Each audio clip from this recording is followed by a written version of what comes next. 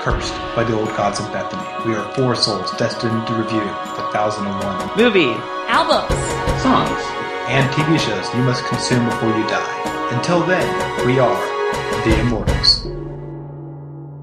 And this is episode 176. Woo!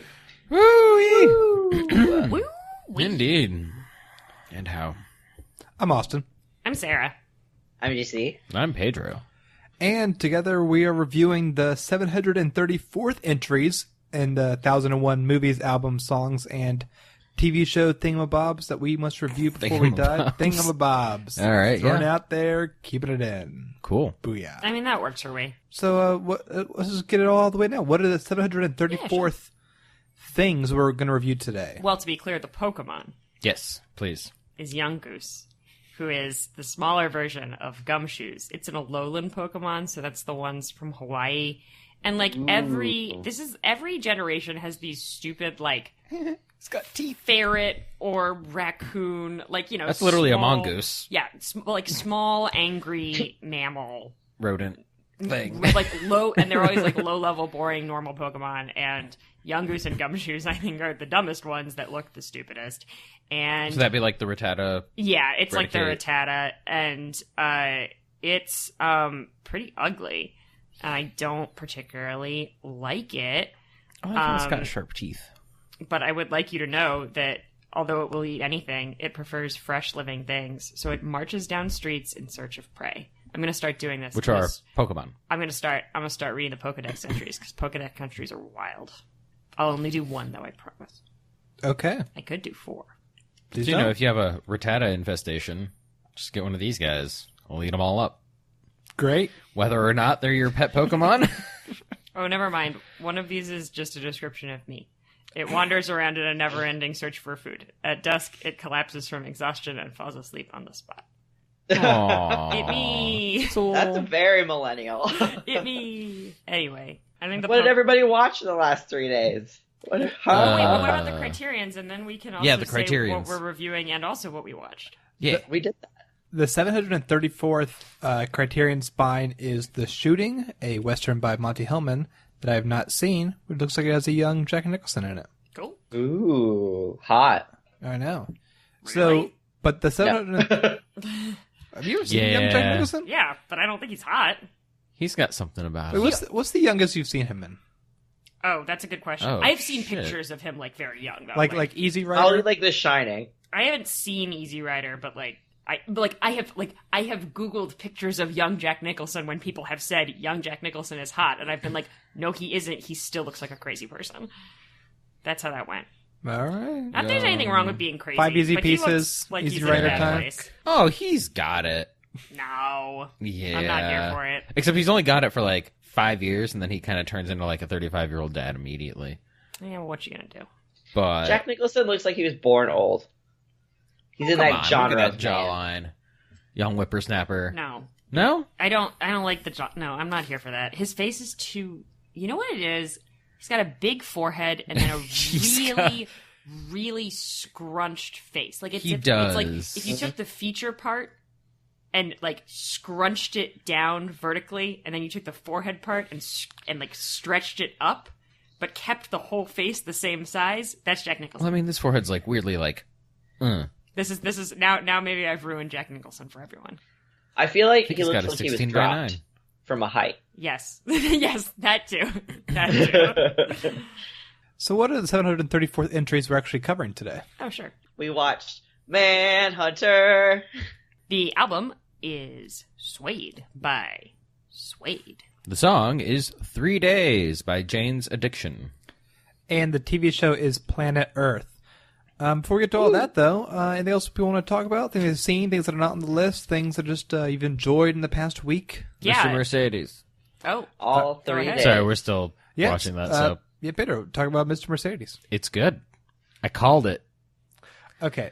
Explain what the show is to people. Have we not talked about it yet? I don't think so. Oh, shit. And also, maybe we did when we were first watching it, but that would I have been forever don't think ago. we. Yeah. And I don't also- think we've talked about it. I feel like I would remember. the thing that you called was a theory and then will be a spoiler if you say it right now. Yes, so I just won't say what it is. I just want the record to show that I called it. Yeah, you did call something that happened. Yes. After the recording, you have to tell me what it is. Yes. Yeah. He got it insanely right. Mr. Mercedes is originally a trilogy of novels by Stephen King, adapted into a TV series. And it is basically his stab at a what's it specifically called? The angry detective genre. Well, it's a serial killer. Well, like, yeah, there's the cat serial killer mouse. and the cat mouse detective, but like that kind of like salty, angry detective is like I'm too old for this. Is like- there's specifically a name for that. But that is Stephen King's attempt, and it is great because the detective is fantastic.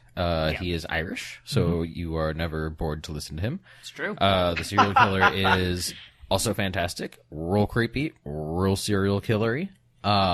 It's true. Nice and scary. Just enough violence and terror. Yeah. All in all, a good show so far. We're 6 episodes in. We've got 7, 8, and 9 left. 7, 8, 9, 10. We've seen 7. We've seen 7? Sarah and I have seen all of season 1. We have now seen 7 of season 1. So 8, 9, and 10 left? Yeah. Okay. I have seen the premiere of season 2. I didn't go on because it was adapting one of Stephen King's worst books, and I got annoyed and didn't. I mean, continue. these books are from the Stephen King's on a lot of drugs. Like, No. part of Stephen King's life? Or is he just... No, these books came out like 5 years ago. Oh, okay. So it's post... Oh, really? It's post-drugs in just Stephen King's kind of a weirdo phase. I mean, he's always in a weirdo phase because Yeah. he writes I mean- like horror books for a living. He may have also been burnt out a little bit. Hard-boiled detective. There we go. There, yeah, sure. Well, I like. Brendan Gleeson, isn't it? Yeah, and he's- Jarrell Jerome. It's great, Yeah. honestly. Yeah, they're really good in it, and yeah, no, I mean it's a trilogy of books. The first 2 are really good mystery thrillers, and then the last one, the trilogy, is bizarrely bad. And the show, I get why, adapted them out of order. So the show is going 1, 3, 2. So I'll Have you seen all of it? the show. Yeah. No, I've stopped Okay. at season 2 premiere. Yeah, that's right. So once you catch up, I'll keep watching. But Perfect. yeah, Mr. Mercedes, it's on the Audience Network. It's an AT&T original series. AT&T original series. Words Keep that- making those, buddies. Words that don't make sense. So we, not that it's under the hood information for our listeners, we're recording the last episode and this episode unusually close together, like 4 days apart, just because of our schedules, when we usually have a week. In that time, I have watched a show that was recommended to me last episode, and I have watched the whole thing because I watched it in 2 days, and it was Dairy Girls, and it's the best show ever. And it makes me have a lot.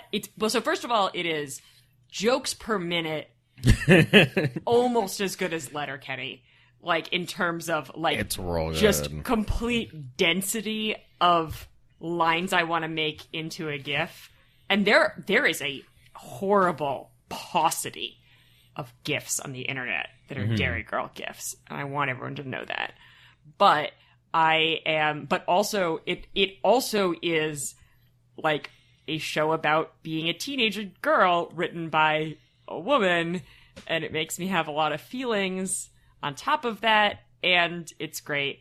Claire is the best Dairy Girl. She is Yeah, the she's one, really good. She is the one who is really bad at breaking rules and basically, like, can't get it together to, like, not tattle on them whenever they do something moderately, like, interesting, like skip a class or even just, like, eat scones they're not supposed to. Like, Claire is, like, incapable of doing that, and without, like, spilling the beans to her mom or otherwise making a nuisance of herself.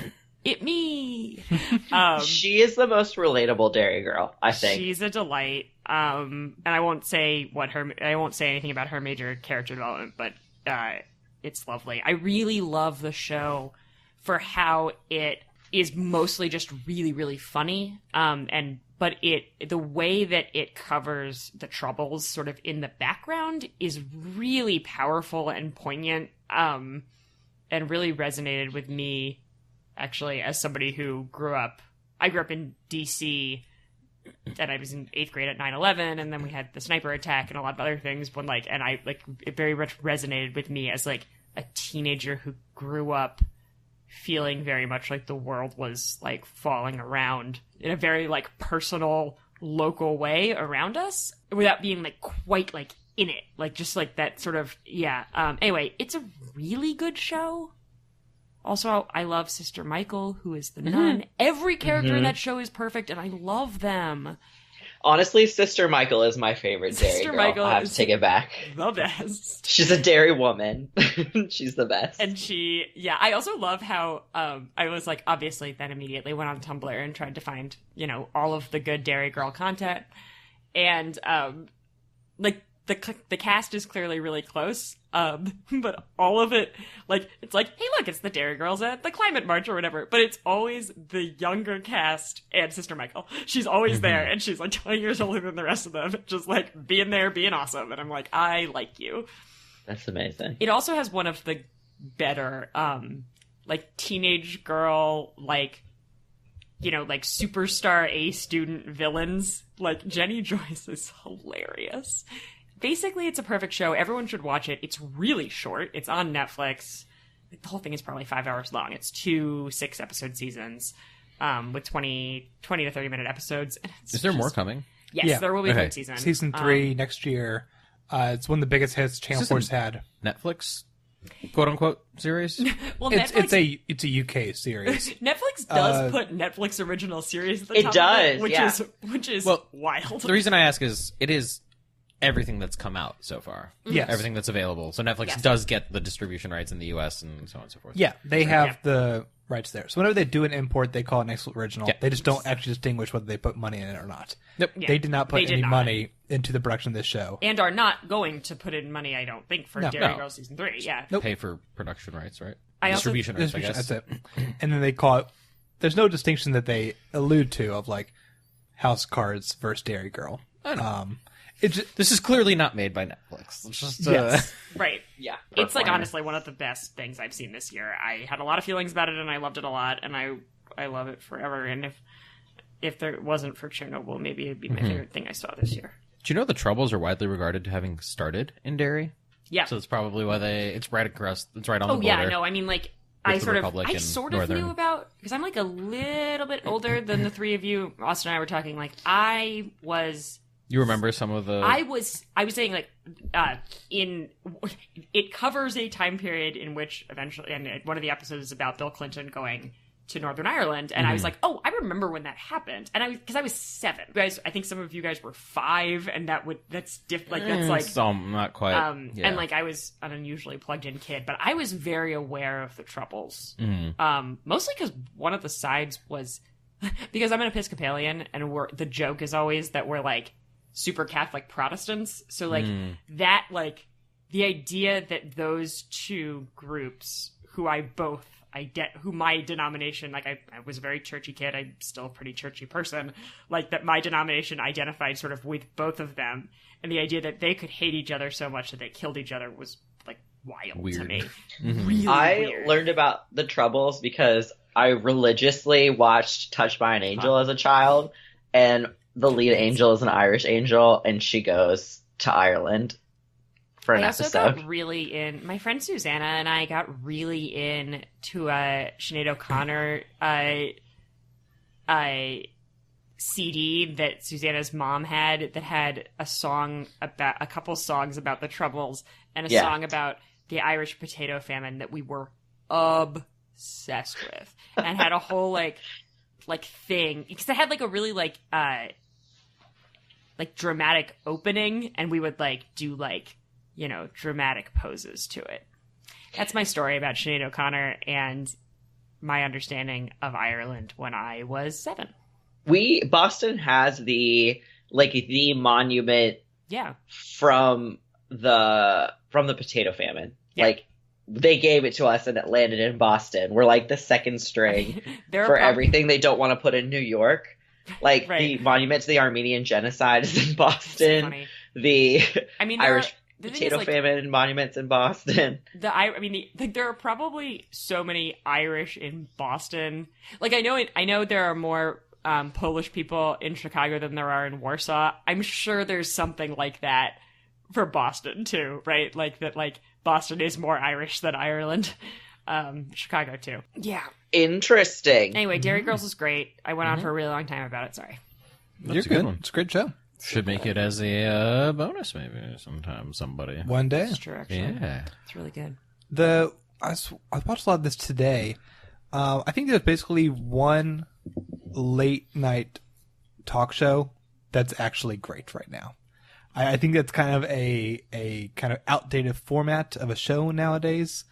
In that, like, I don't know a lot of people who actually are watching like the Late Show or the Tonight Show every night. But there's one show that only comes out twice a week that I think is actually truly great. And is it the Sam B show? Sam B, John Oliver. There's still the weekly kind of more newsy show. Quite talk show. Proper late night comedy. Showtime's Days of Samaro is absolutely incredible. It is these two comedians who've been comedy partners for years now. They used to have this show on Vice. Now they're on Showtime. They're twice a week. I would watch them 5 nights a week if they would do it. The speed of which they joke and how funny they are, just responding to clips, responding to interviews, messing with their guests. It is one of the truly funniest shows on TV, and it's actually like, it feels like it's changing the format of late night in a way that no one has bothered to do at all. Sarah's seen most of the show. They're so funny. They're very, very funny, and they cover stuff that no one else covers, which I enjoy. Like, they find corners of both, like, they cover stuff from an interesting, like, perspective, but, like, mostly they keep it light, which means they, like, find corners of the internet that no one else on, like, the other things has found, which is very good. Yeah. They're awesome. So, yeah, Days of Samaro is what I recommend. They're back this week after a month hiatus or so. Cool. Days of what? Days of Samaro. DESUSAND. MERO. Oh, it's their names. Yes, gotcha. they are two people who are like... I was like, Days of what? Days is nice. DSA what? This is like how I thought that Garrus and Keeler growing up were two people named Garrus and Keeler. I mean, that's very fair. This is the opposite. They're actually two people. Yeah, but they're like founding Black Twitter people. Yeah. From the Bronx. Days is nice and the Kid Mero. And they're amazing. They're absolutely incredible. Yes. JC, you watched or listened to anything good this week? I haven't watched anything. I've been too busy picking up the shattered pieces of my life. Whoa. Just to be dramatic. No follow-up questions. It's fun to...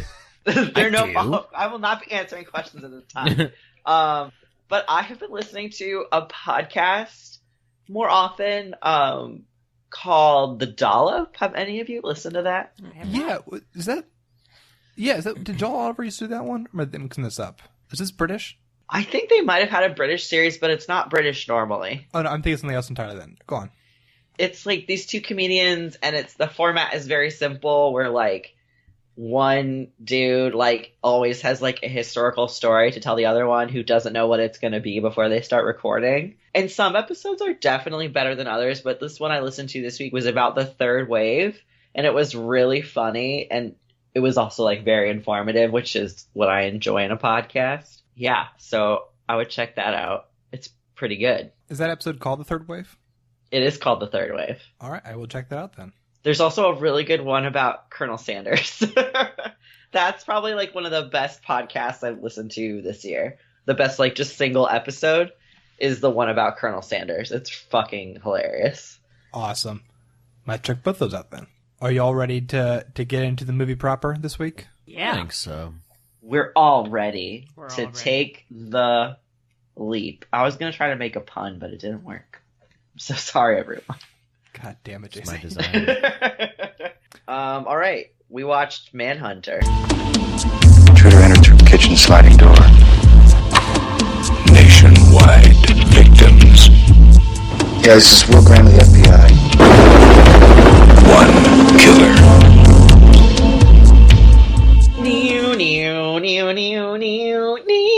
I was being the synth. I thought you were going to do some Game of Thrones there in the beginning. No, I was trying to think of how I could make my voice like a synthesizer. It's true, like Michael Mann synthesizer music. Yeah. I was like, oh, this is how I know this movie is made by the same guy who made Last of the Mohicans. It sounded like somebody turned a synth on and then laid down on it. I like the Last of the Mohican soundtrack. It's like half of it's really good and half of it is someone laid down on a synthesizer and it doesn't make any damn sense. I suppose that's fair. Kind of like the score for this movie. I liked the score for this movie. Of course you did, Pedro. It was weird. It was a new take that I'd never experienced before. Yeah, because it wasn't good. You've only watched good Hannibal Lecter. It was so 80s. It was just like... You have been fed on a diet of Hannibal and, Silence of the Lambs, which is actually good stuff. So, this is a movie about Will Graham, who's a character from the... What would you call this? Like the Hannibal canon? Like, what's like the name? Saga? Well, okay, so, there is the Hannibal Lecter book series, right, by Thomas Harris. And this is an adaptation of the first book called Red Dragon. And it's the first adaptation. Yeah, this movie came out before... It's the first ever, yeah. This movie came out before the Silence of the Lambs book came out. Which must wow. It's wild to think about a movie that was the first visual adaptation of Thomas Harris's series, because Thomas, there have been now so many, and because the way he writes is so visual, that they've all, even the crappy ones, have had things that are that people have been interested in. That it actually is kind of wild to think about what it must have been like to walk in not knowing who Hannibal Lecter is, because he's very much become a modern myth. Character, relatively quickly, all in all. Right. It was very hard. I tried really hard while watching this to really, watch it with, sort of a tabula rasa mindset. Trying not to, go into it being, I have to think about, how all this stuff stacks up to all this other stuff I've seen from his writing. And it was sort of difficult. But for the purposes of summarizing what happens here... So this, like Austin said, it's Red Dragon. So there's the Edward Norton movie. It's also the third season of Hannibal. Is that right? Yeah, or the second season? The back half of the third season of Hannibal is Red Dragon, which is the story of Francis Dollarhide, who's a serial killer, and Will Graham, who's this FBI agent who consultant. Yeah, he's a consultant. Special consultant. He's a consulting detective who has worked with the FBI a lot. He's in a space now where he is retired from the FBI life. He's living on a beach with a woman who's not Nina Arianda but looks like her, and her kid, and he's sort of trying to have this moment of peace for himself. And Will Graham's thing is that Will Graham can recreate, he can look at a crime scene and reimagine it as though he's in it. He has perfect empathy. He has perfect empathy. I forgot that Pedro is Hannibal Lecter. Yeah, that description's from the book. Yeah. This is I'm glad that I have Pedro to lean on in this time. Oh, yeah. I haven't read the books, but yes, I've read the book twice. I didn't read Red Dragon, but I've always wanted to. It's great.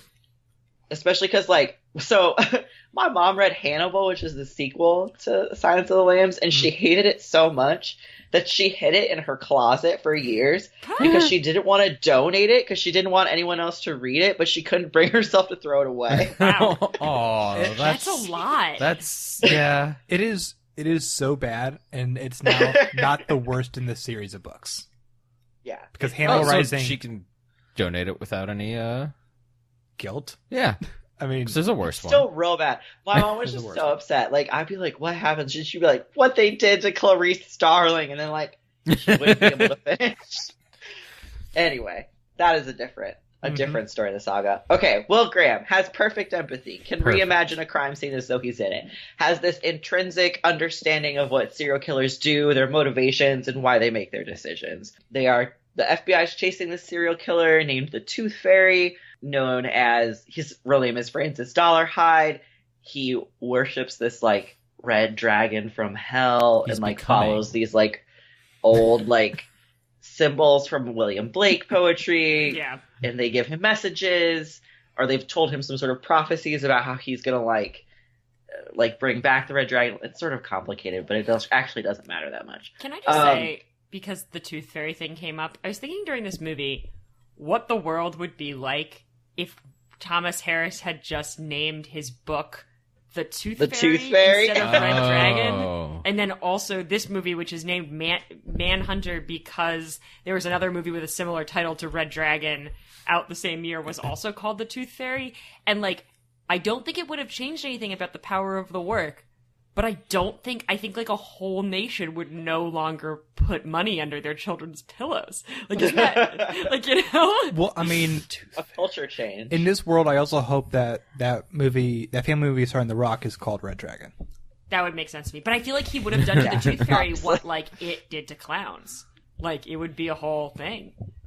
Sure. It's real. Those are my deep thoughts. Sorry. I watched this movie with my roommates on Friday, and they can hear me podcasting in my room, and one of them just sent me 2 texts in all capital letters, and they are, mention his shitty 80s hair. Do it. He does have shitty 80s hair. Yeah, but he has shitty 80s hair throughout all of the 90s and thousands when... It's true. I'm not saying that...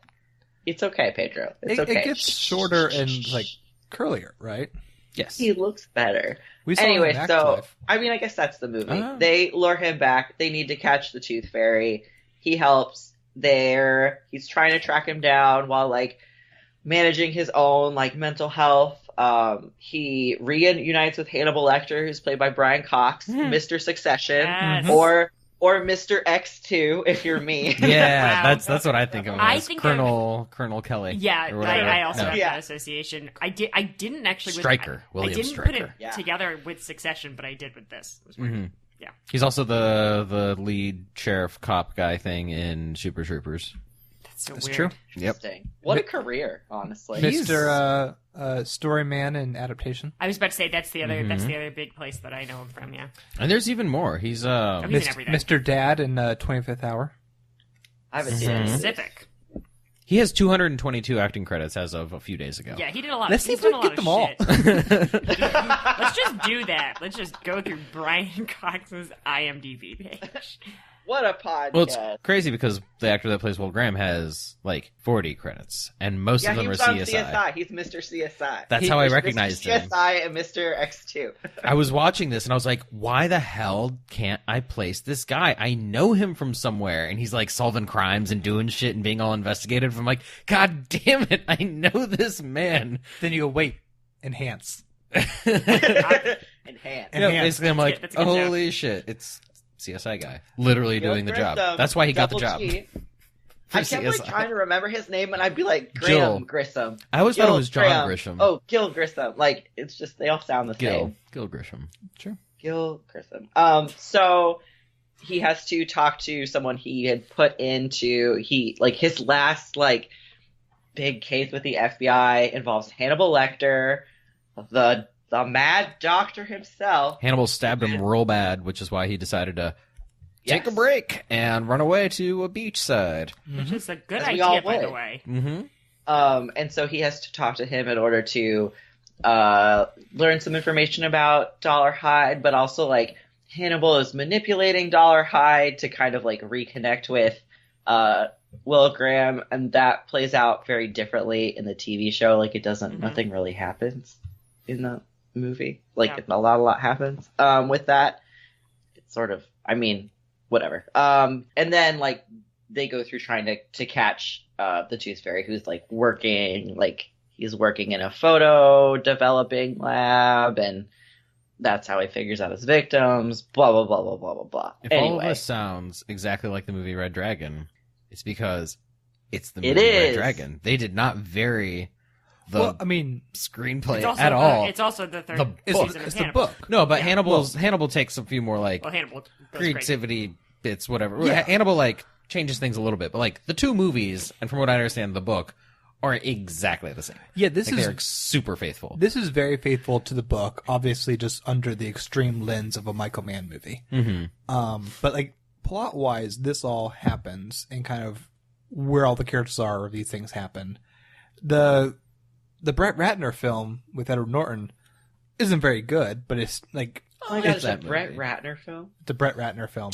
Oh, no. It's just like, you have an absolutely incredible cast for that movie, with just a very, like, mediocre to bad director. Basically, they just did it because Anthony Hopkins as Hannibal was still like really hot then. So it's like, keep making them. We got 3. He's done 2. I was a fan. Eddie Norton, Tony Hopkins, Philip Seymour Hoffman, Ray Fiennes, Emily Watson from Chernobyl. Fun to watch. Who was Jack in that one? So we should talk about this film. Although I think it is. I mean, honestly, I tried very hard to like. Again, watch this with the tabula rasa philosophy, and it was very difficult for me. Yeah, it's the what philosophy? Tabula rasa. So like a blank slate. Like I was gonna try to like just evaluate it on its own merits. Lenses? Which no, different. Interesting. Okay. Let JC finish though. Sorry. You're all Pedro, you're so dumb, but you're so smart. Keep that in. Anyway, so it was hard for me to watch it without thinking of all of the other really intense and impressive depictions of the same material. So, how did we feel about it? I've seen this film 2 to 3 times. I almost didn't realize how much I know about the Hannibal series until like I was watching this again. I go, oh wait, no, I've read this book twice. I've seen the TV show, rewatched it a ton. I've seen all the movies except for Hannibal Rising. I've read all the books. So I weirdly know a lot about the Thomas Harris canon. Mm-hmm. And I think, like JC, it's hard to do a tabula rasa towards this. I don't like this movie that much, but a lot of things I like in it. But I also don't like Michael Mann movies, which is, I think, my bigger problem. That's really, I mean, like, Michael Mann's got this, like, hyper masculine, hyper serious. Like, I don't think there is a single joke made in this movie, including, like, no one, like, and I'm like, I'm sorry, but, like, nothing, people don't exist for even 2 hours without someone at least making a snarky comment, you know? Like, and there's just, like, nothing in Michael Mann, like, movie. Like, Michael Mann is just this, like, what I've seen of him is just, like, hyper, like, serious sort of, and there's lots of things I like about how it tells the story. It's just, I think one of the things that's interesting is that, like, the Hannibal Lecter, like, what I would call, though I haven't seen some of the bad ones, like, the 2 great, like, Thomas Harris adaptations, which are Hannibal, the TV show, and The Silence of the Lambs, both play with a lot of stuff that Mann doesn't really touch here. Like, they go into, like, psychosexual stuff that Mann sort of doesn't explore as deeply. They treat, I think, Will Graham in a well, Will Graham's not in Silence of the Lambs, but certainly Hannibal's Will Graham is a whole thing about like, about, you know, his internal mental state, that I think it was actually weird to see, like, the same, like, quote unquote, like, Will Graham process where he goes in and, like, narrates the whole thing without the sort of the spin. Well, I think that summarizes to me the big difference of how his Will Graham is, because what amuses me and what makes me cringe in this film is the way that, like, Will Graham recreates the case and kind of figures it out. Usually involves William Peterson by himself screaming, "That's how you did it, you son of a bitch! That's how you did it, you son of a bitch!" Well, and that's the thing, right? Like, in the... You're like, damn, this dude crazy. Yeah, he says, "You son of a bitch," to so many empty rooms. Well, and then, like, Will Graham in the TV show, I think, like, not to make too many comparisons, but he does similar things. Like, he definitely has, like, kind of a crazy vibe, but also the punchline is, oh yeah, dude's crazy. Like, dude's, like, not doing well.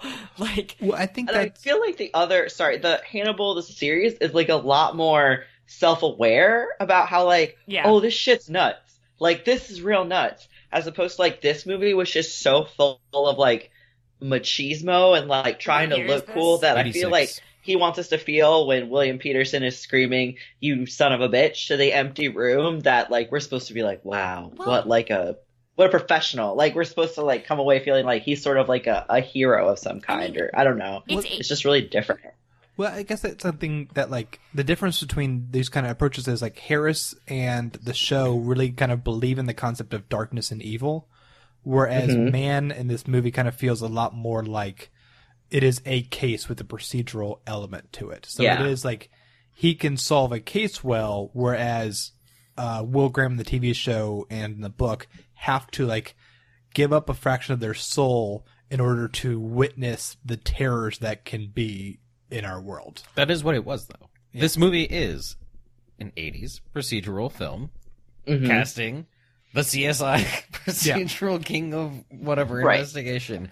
Like, that's all it was. Sorry, I cut off Sarah. Sorry. It's fine. Well, I think, too, like, I mean, that's historical, right? Like, that's why I think that it's so interesting to watch the development of this particular story over the last 30 years or so. Because in 86, we're in the, like, or you're right after, sort of, the, like, sexual psycho killer thing, right? Like, basically before the 70s, we didn't have the law enforcement tools to catch serial killers, so we just pretended they didn't exist. And, you know, John Wayne Gacy is convicted in 80. You know, The Summer of Sam is in the late 70s. And there's all, and you're in the middle of, like, the satanic panic, where like people really believe that, like, daycare workers are like sexually abusing children in demonic rituals in the basement of daycares. Like, so, like, you're in, like, it feels serious because I think in 86 this shit was serious, and now we have a different perspective on it. And even Silence of the Lambs, I mean, Hannibal Lecter is much more of a, like, I think the series is much more of, like, is as much a commentary on sort of that era of how I'm getting really philosophical here, but, like, how we thought about evil. Like, there's, like, we're very into the idea of, like, these, like, specific pinpoints of evil in the serial killer, like, you know, that if we can just find them. And but let's not also forget, this is also 5 years after the novel came out, which the novel came out in 81, really right during that height. Right, so it probably just skyrocketed. It was just the right time to make that story and try it out. And where I think the book's 81? The book is 81. Wow. Movie's 86. I thought it was an okay attempt at it. Maybe it's... I think when you think of it, like, in one way, like, so for me, it, like, comes down a lot to, like, the performances, where when I think especially about Lecter, who is, like, this, like, everything really revolves around that performance to me. Like, it's really important.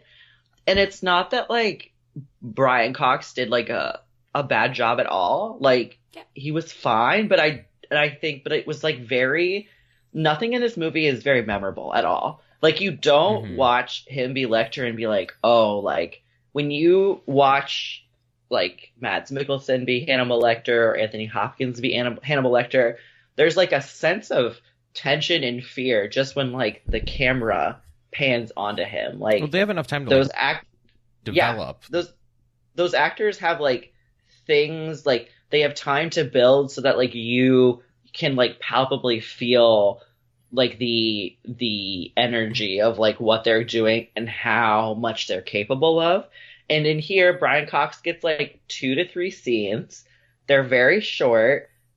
They're very much playing this, like, oh, I'm sort of, like, flippant and, like, clever. And, like, it feels much more like Tom Noonan, who plays the Tooth Fairy, is, like, very intense and scary, and I really liked his performance. But, like, there was nothing that made me, like, oh, I want to see more of that guy. Like, I want to, like, I want to see more about this relationship. Also because William Peterson is basically, like, a cardboard cutout of a person. Like, he's not, it's not anything that has a lot of depth. And also, like, there was, like, a part where Brian Cox, like, it's when he's on the phone, like, they pan to him and he has his feet up, like he's, like, a teenage girl talking on the phone. And at first I thought that was, like, very funny. And then I was also like, Hannibal wouldn't do that. Like, I don't know. It just didn't seem like it. I don't know. Like, the interpretation on it was just not, it didn't feel in line, and really nothing about it was memorable in any way. I'm curious because I've never read the book, but this movie was a movie about Will Graham and the Tooth Fairy. Hannibal was not, like, a main character. We feel that deficiency because Hannibal became the sensation, not Will Graham, but the character Hannibal, Anthony Hopkins. Sure. Like, the show is called Hannibal, that sort of thing. This is before that. Does the book feature Hannibal heavily as, like, a main character, or is it just like a secondary, like throwaway character? Oh, I mean, he's essentially third or fourth lead. He has these scenes. He's prominent in the first half of the book because after, they talk once or twice, then Hannibal is giving help to the Tooth Fairy, and once they kind of solve that puzzle, Hannibal's gone from this movie and the book. Yeah. And part of Silence of the Lambs was Thomas Harris responding to perhaps even a public appreciation of who's that guy? That guy's interesting. So whereas Silence of the Lambs still has the thing of the real villain is Buffalo Bill, you're having Hannibal as an advisor / tool. The big difference between these two books is that then Hannibal has a much, much more active part in that story, not only with how he treats the investigator, Clarice, but also he breaks out. So he is way, way more in the story and is more of a main character, whereas he is a interesting side character in this. Right. And when he disappears, it's you don't even notice, or then the movie's done and you're like, oh, okay. The two moments I thought Brian Cox was pretty good, because he's not a great Hannibal, because they're really not even thinking about Hannibal. Brian Cox is really good at power play dialogue. So the two Mr. X2. Yeah. The William Stryker. Mr. X2, yes. So the two kind of great Hannibal lines in this movie, one of which has been in every adaptation. I don't know the exact wording, but when Hannibal talks to Will Graham and says, "Oh, you think you're smart because you caught me."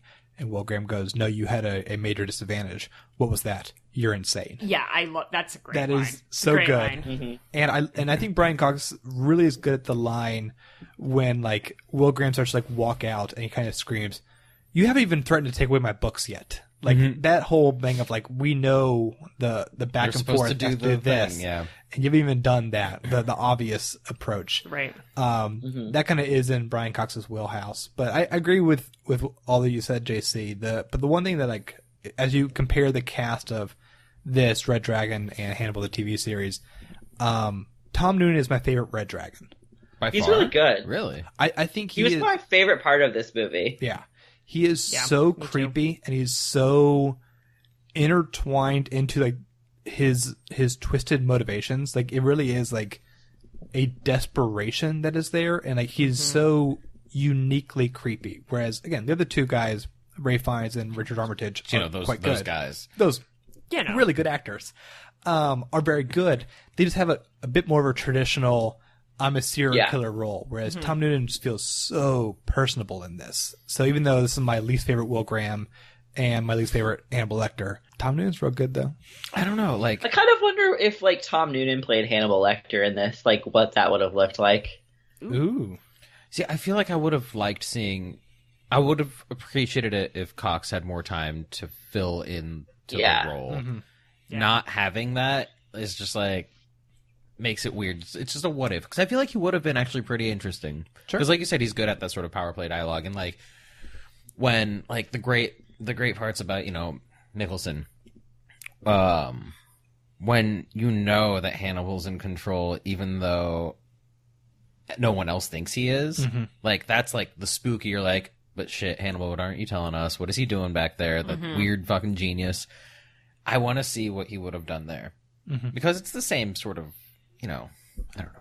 Yeah. I feel like it would have been interesting. It's funny also the lines that work in this movie only because of our future context. Oh, yeah, for sure. When Brian Cox's Hannibal says, do you want to give me your home phone number?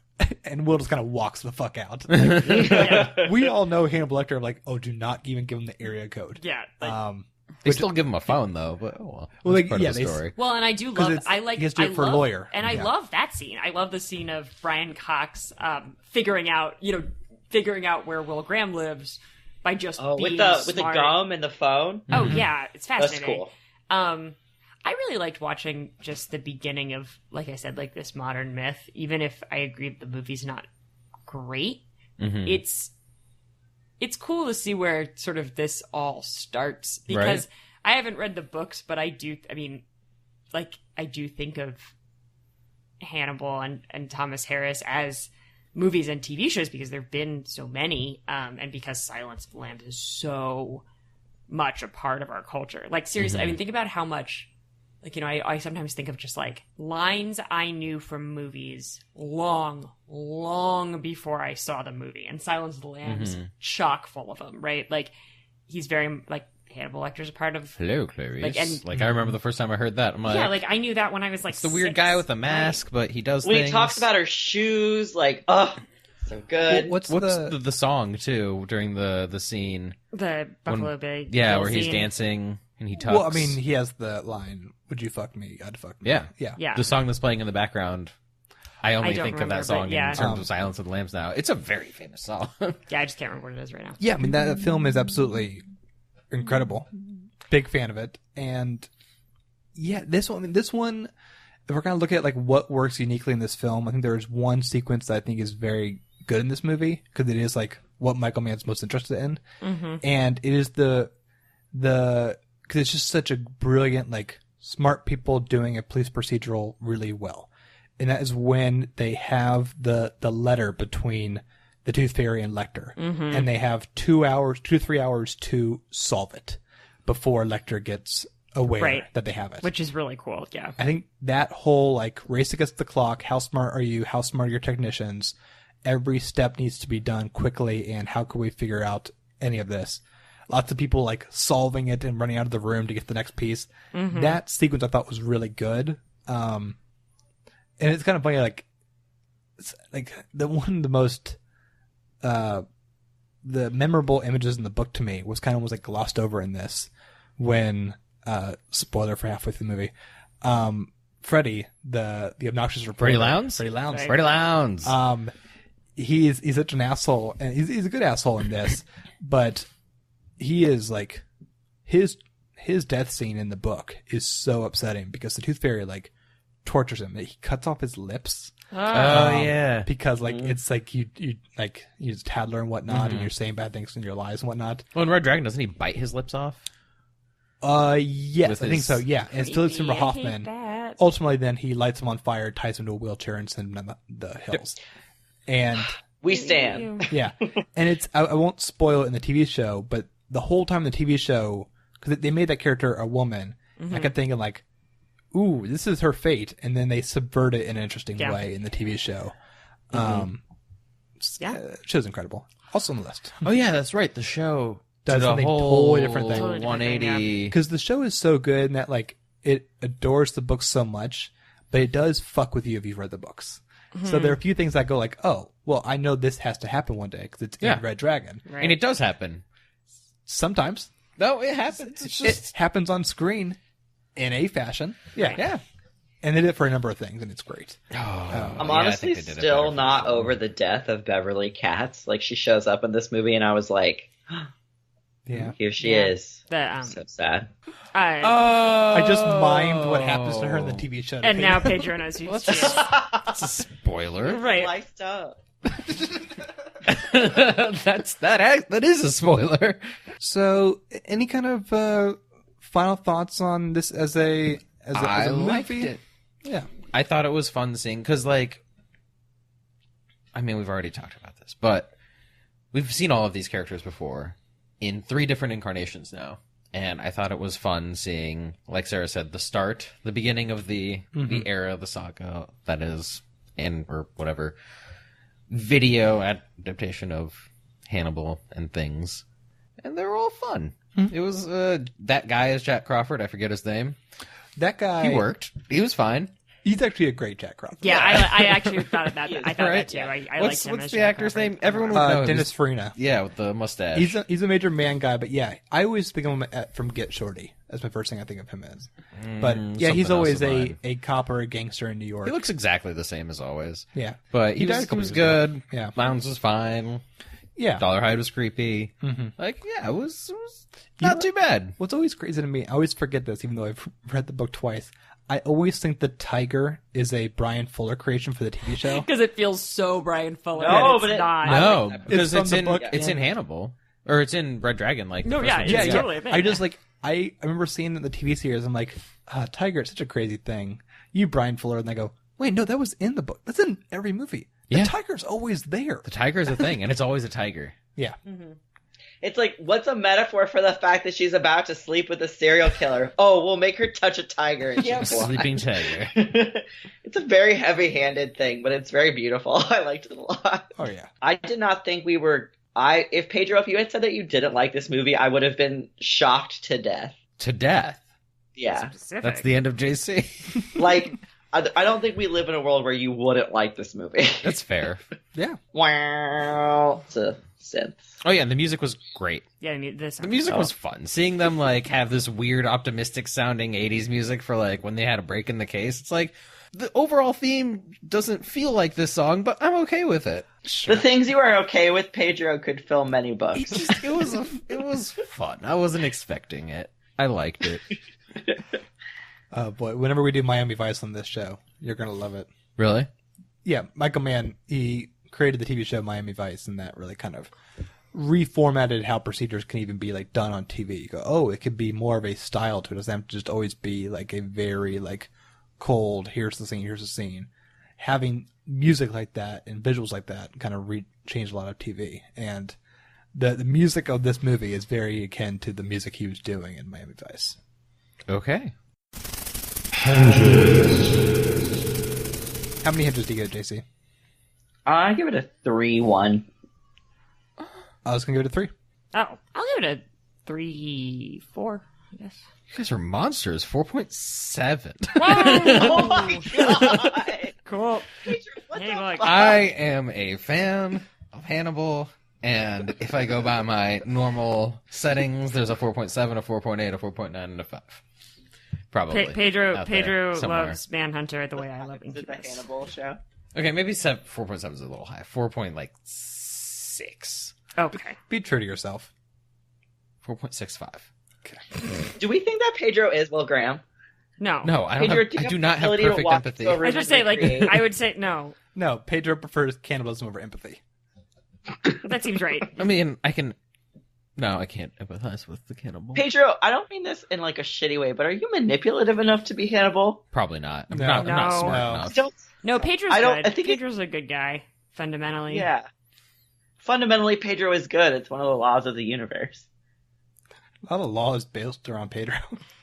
I like it. I don't know, but here we are.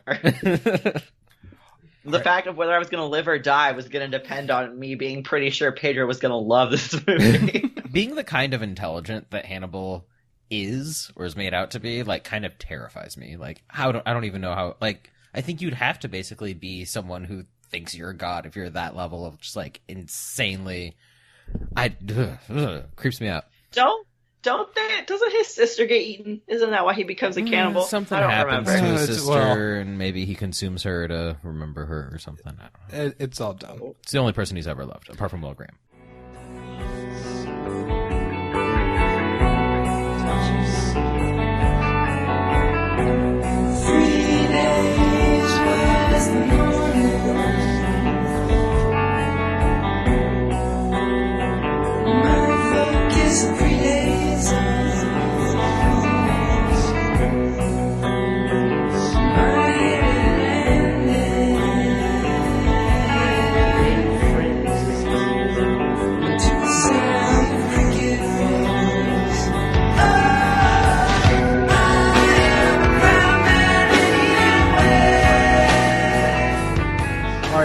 Was Manhunter.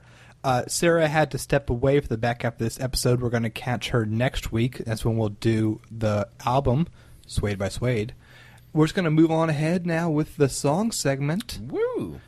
Pedro, what do we listen to? Welcome to the back half. Yeah. Welcome to Just wanted to play that. The sexy half of the episode. Wait, that was... It is. We did Hannibal, though. That's pretty sexy. I just finished reading Stephen King's new book, and the back half is like an actually bad place, like capital B, capital H. So, no. Welcome to the back half was the Institute. Welcome to the back half. Well, it's like Not very good. What is it in Twin Peaks? What do they call it? The Lodge?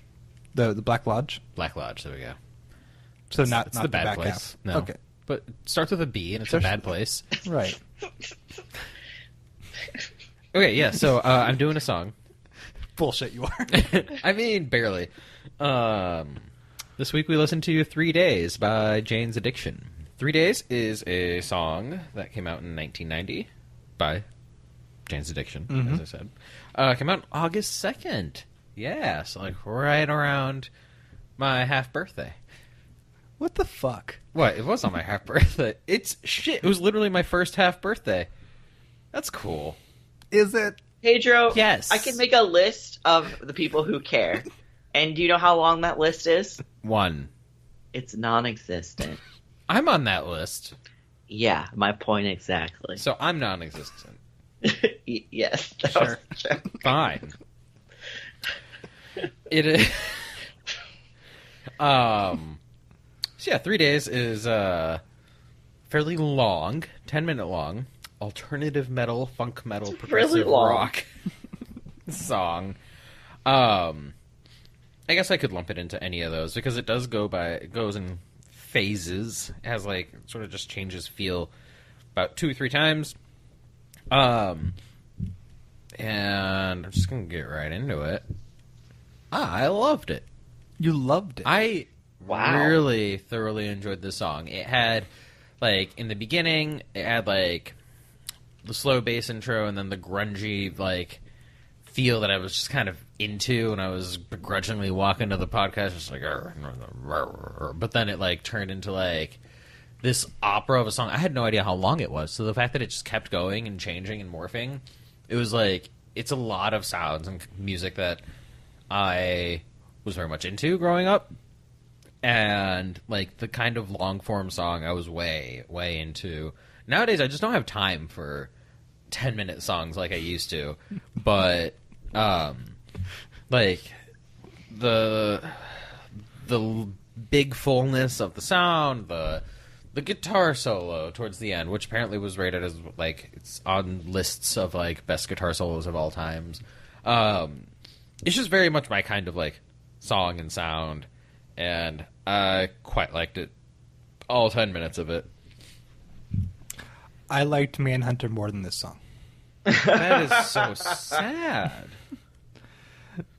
I mean, I wish that, like, I don't have the ear for it, I guess. Like, so when you talk about it, like, morphing and evolving and whatnot, I didn't really get any of that. It just felt like a rather repetitive, not very interesting song with not even a sound I liked that much.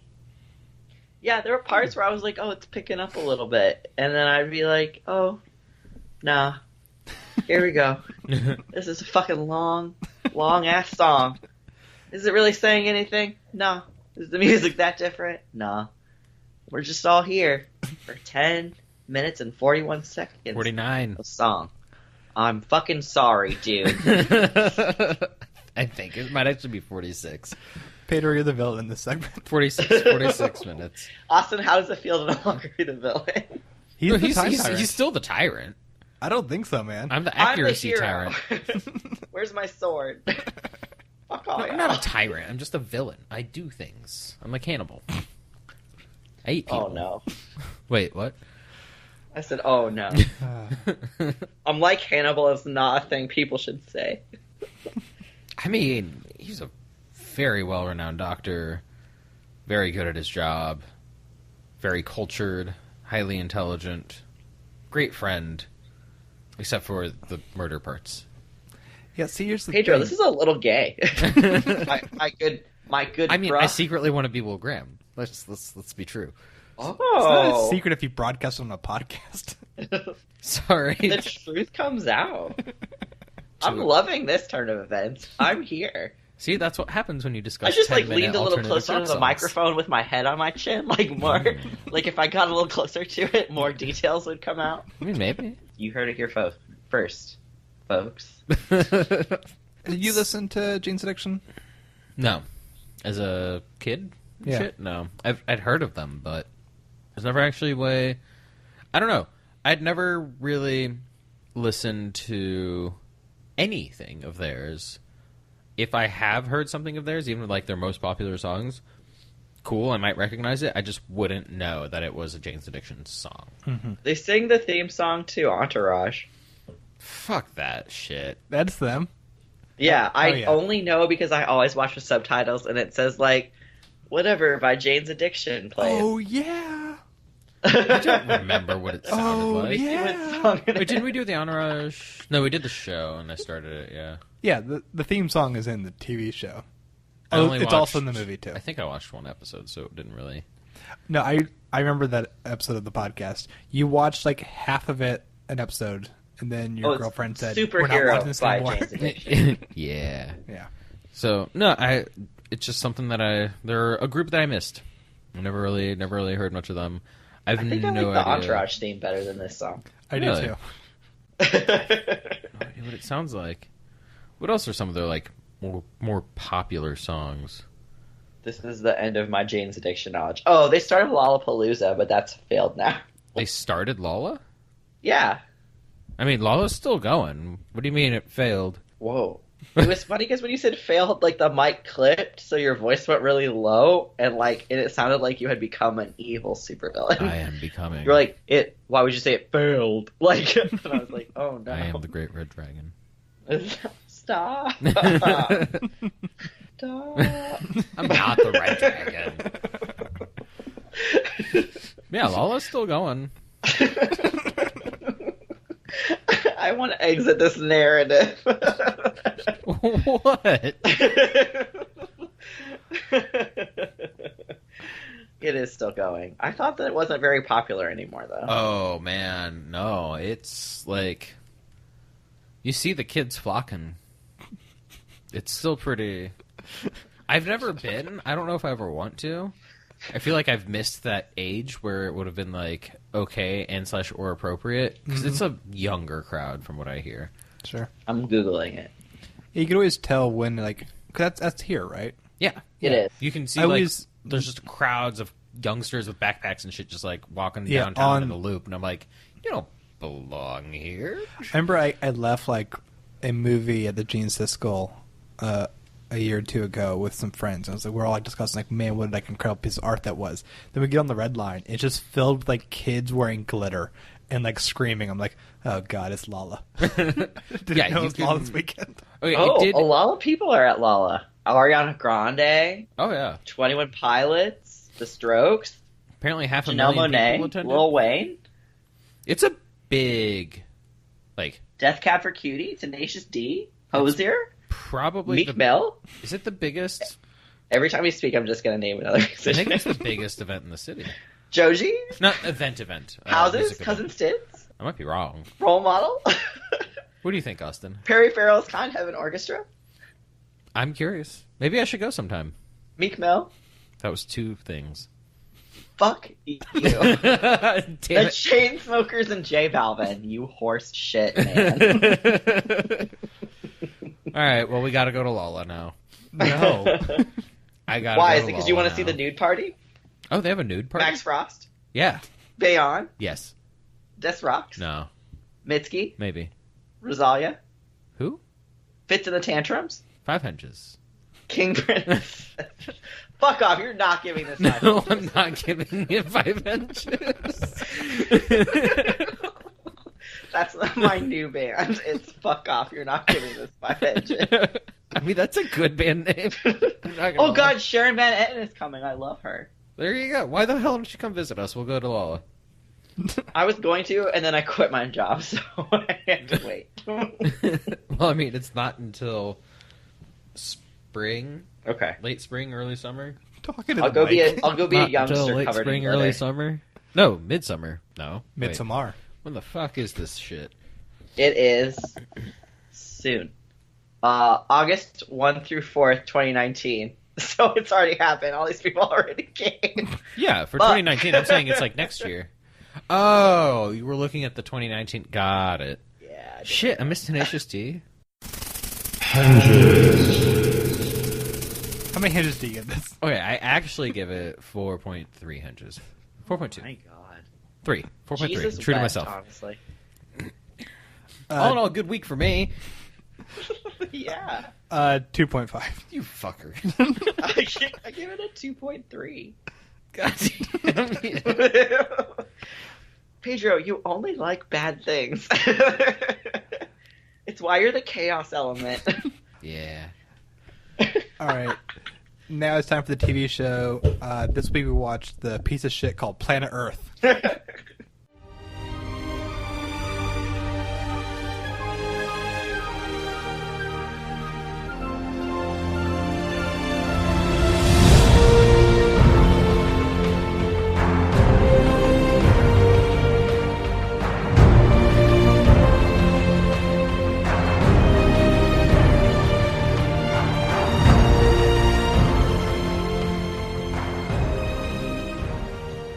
Planet Earth.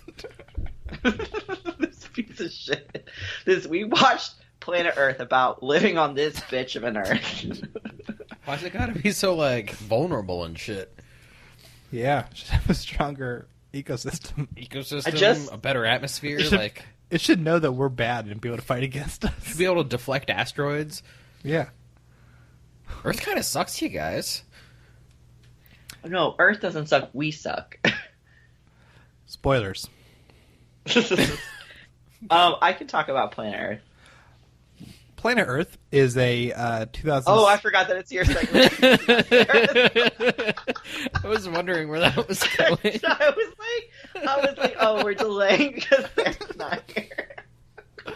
I'm so sorry. Oh my god. I'm really sorry. I'll go back into my place now. Keep it. Woo. Planet Earth is a documentary series that first came out in 2006. It is considered to be one of the greatest nature documentaries ever made.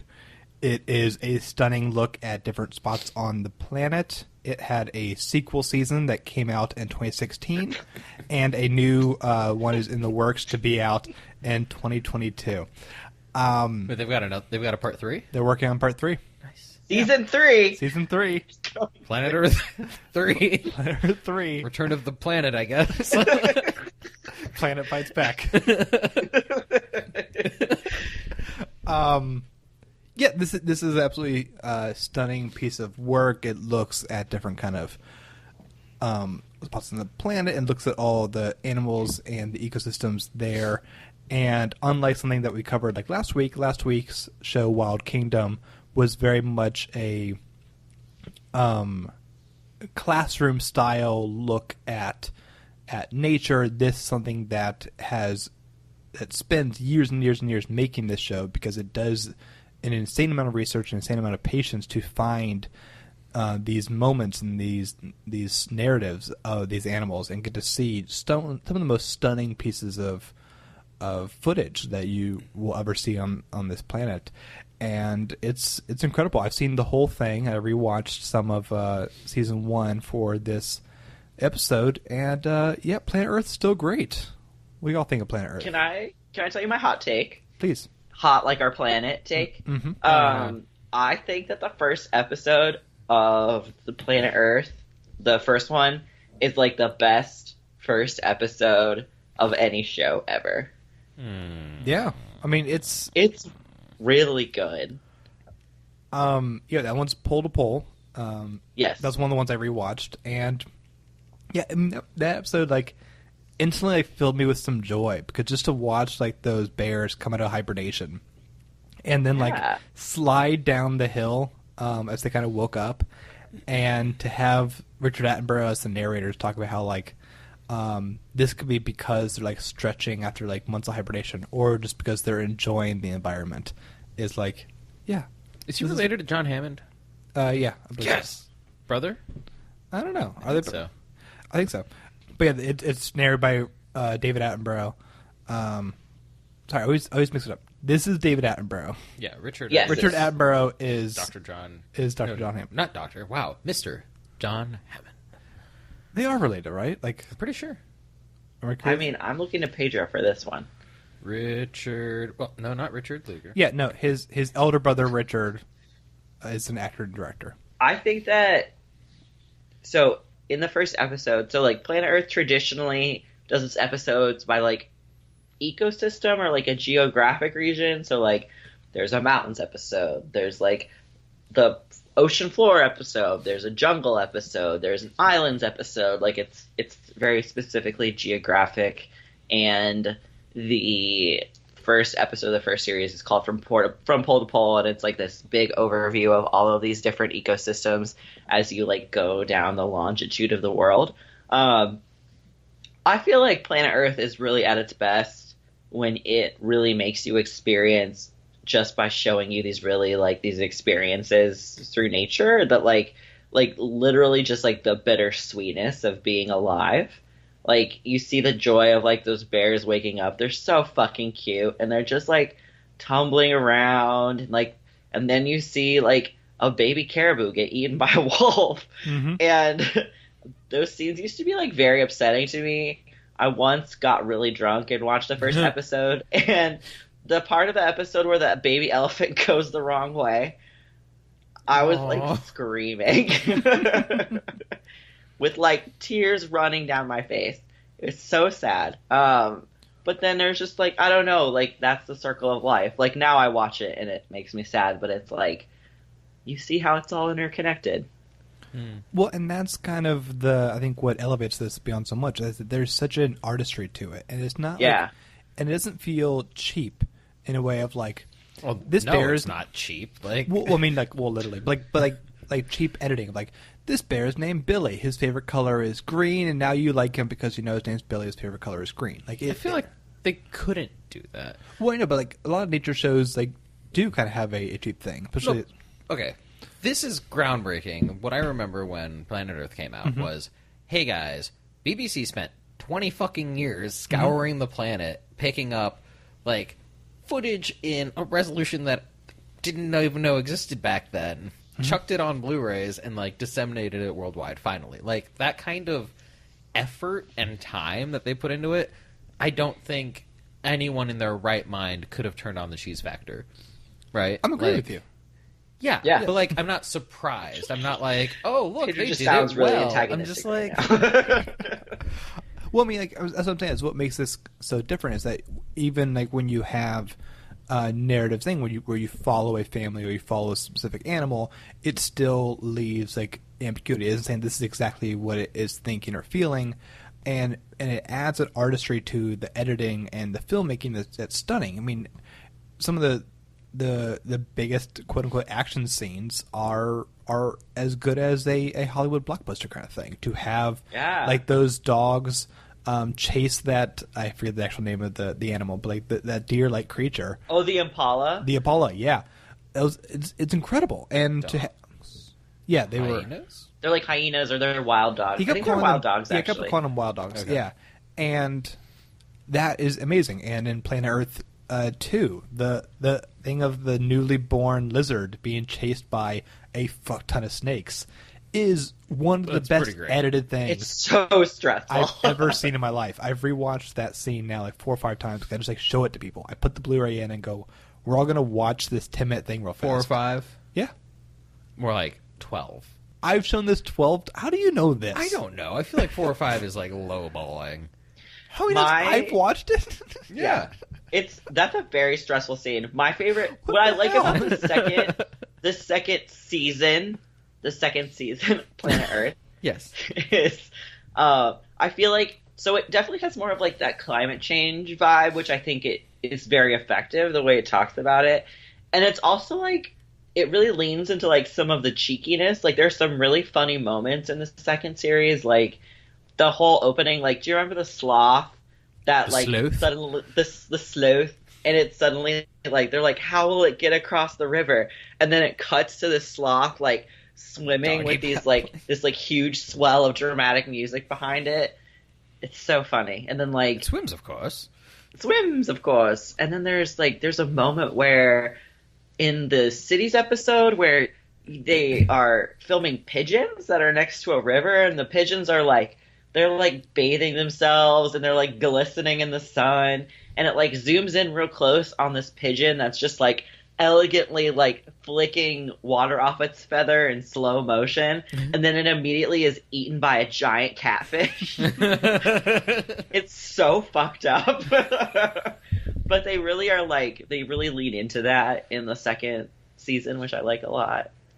Where I do think there are parts of the first season that are sort of slow, but yeah, I mean, the first season has more episodes than the second season. I think second season is probably tighter. I mean, it is. Doesn't have to kind of reinvent the wheel. 6 versus 10? Yeah, I think so. And I think it is. I think season 2 is stronger. I mean, it also looks better. They have better technology for the cameras, and they have now more time to devote to looking for even more obscure places, like that place with a fuck ton of snakes, or these penguins that live on this one corner of an island that you can't get to basically by man. In order to get there, they had to like get a boat up to a cliff wall and like get actual like professional climbers to climb up the wall. You're talking about the volcanic island with the Penguin Utopia? Yeah. Yeah, it was a good one. And it's amazing. And I always like the parts at the end, like during the credits, where they kind of like give you a little bit of like how they did it. Because it's never like indulgent. Which is always some wild shit. Like, oh, they buried themselves under snow and leaves for 6 days without moving. And yeah, those kind of things could easily be like turn it back to be about themselves. It really kind of just makes you appreciate the process even more. Of like there's so much work to kind of do this right, and also to do this right in a way that just keeps it pure. Like they're not like making noise so the animal kind of gets to where they want to go. They're kind of being the observers and then film it in a dramatic way that doesn't disrupt what's going on. You kind of see all these nuances and just really beautiful, beautiful footage from beginning to end. Do you believe them when they say that it was like the last hour of the last day of whatever, and they finally got that snow leopard footage in the first series? Yeah. Yeah. Snow leopards are really... We don't have a lot of footage of them. Like, they're very hard to film. No, that's true. I think it comes down to, like... just one of those, like, there's no way this works out that well for you guys. Oh, I think it's like... Because you don't hear the stories about when it didn't work out. Well, yeah, because they don't put that on film. Yeah. Which is probably most of their footage. Sure. The snow leopards make a return in the second season. I think the mountains episode of the first season is the best episode after Pole to Pole, or like the first like individualized episode. I feel like it's really, really good. But the snow leopards come back in the second season. They tape more of them. And it's like this saga of like this mom leopard and her cub, and like she's trying to feed the cub, and then there are these male leopards that come, and to distract her from the cub, she has to like offer herself. Like it's a real fucked up, like, damn, a lot is happening. And when I was watching this, I got up and I left my room for a second to like get some water or something. And when I came back, my cat was like in the TV trying to get to the leopards. I've never seen that happen before. My dog kept responding to the monkeys. The monkey. Oh, yeah. It's really funny to see how they react to that stuff. Yeah. But my cat like desperately wanted like to be with the snow leopards, which was hilarious because they would eat her immediately. And I would be like, that is what you are bred to do, so... It's a touche. Touche, snow leopard mom. Any more to say about Planet Earth? I mean, it's just so pretty. It's gorgeous. Yeah. Planet Earth 2 is the top-rated series on IMDb. Mm-hmm. It is number 1. Did Chernobyl pass it at one point? Or Chernobyl, I think, is like second. No, I think it did pass Chernobyl is like number 3, because Planet Earth... It all changes. Just Planet Earth is number 2. Yeah. And... Well, it's because they knew we were going to do it on the podcast. Yeah. Even though the episode that announced this hasn't come out yet. Time tyrant. Just Whoa. Whoa. I'm halfway through editing that episode. Yeah, Planet Earth 2 is number 1. Planet Earth is number 2. Band of Brothers is number 3. Chernobyl is number 4. Interesting. Breaking Bad is number 5. And then Blue Planet, and then The Wire, and then Game of Thrones, and then Our Planet, and then Cosmos, the 2014 version. It's alright. And then Cosmos, the first one, and then Rick and Morty. This shows a lot about how the internet votes. Great. Yeah, it's weird because Band of Brothers is so old. The Wire is still up there. I guess those guys have like come up with like a stable. Well, a lot of film bros like to vote on IMDb. You don't see a lot of like female characters in all those shows combined. Sure. I mean, Avatar: The Last Airbender is ranked above The Sopranos, so that actually is really cool. I give this a 4.8. I give it a 4.9 because I really, really like it, and I will have watched it many times and will watch it again, probably. Mm-hmm. I don't think it needs a 5. 4.9 henges. All right, that is episode 176. Thank God. We did it, everybody. Hooray. We'll be back next week with the 961st entries in all these lists. And they're the following things. Are we watching Pan's Labyrinth? Mm-hmm. We're watching Pan's Labyrinth. The album is Want To by Rufus Wainwright. Ooh. I haven't heard of it. The song is Welcome to Jamrock? Huh? Welcome to Jamrock by Damian Marley. And the TV show is another serial killer story. The Love Fall. serial killers. It's The Fall. I don't like The Fall. Really? Mm-mm. Interesting. I tried watching it and I really didn't like it, but maybe I'll try again. But Stella Gibson is the best. Yeah, but there's a lot of me having to spend time in like a dude's head while he thinks about how to kill women. It's like not my favorite place to be in the world when I'm watching TV. That is fair. Fair. We will get to all that next week. Preview! The show is on Netflix if anyone wants to check it out. Stars Gillian Anderson and 50 Shades. But until then, follow us on Twitter. Mr. 50 Shades. Mr. 50 Shades himself. And Mrs. X-Files. No, women get their names. Men are just Mr. whatever. She is, she's going to be Margaret Thatcher in The Crown. You see that? Shut up, really? Oh, cool. Yeah. I can't wait. Oh my god. That'll be fun. That'll be season 4. She's one of my favorites. But yeah, anywho. You can follow us on Twitter at the Immortals Pod. You can leave us a review wherever you listen to the show. Check us out at thearttomorrow.com. Leave a comment there. Listen to any of our old shows. This podcast, another podcast like Ad Absurdum and Let's Take 5. Until next time, I'm Austin. She was Sarah. I'm the trans hunter. And I'm Mr. Whatever. Okay, I'm sorry. You want to contemplate what it means to be a trans hunter? I know, it just happened and I had to try it out. I had to get my feet wet. Yeah, you're the hunter who is trans, right? That's a thing. I'm trans, hunter. Okay, that's better. Let's add that comma in. I'm trans, hunter. It's like the hangman isn't the man who's hung, it's the person who does the hanging. That's not any better, though. I don't think those two things are okay. Trans, hunter, related to Holly Hunter. It's great. What is Pedro, Mr. I'm Mr. Whatever. Mr. Manhunter. Bye, everyone. Bye. Bye-bye.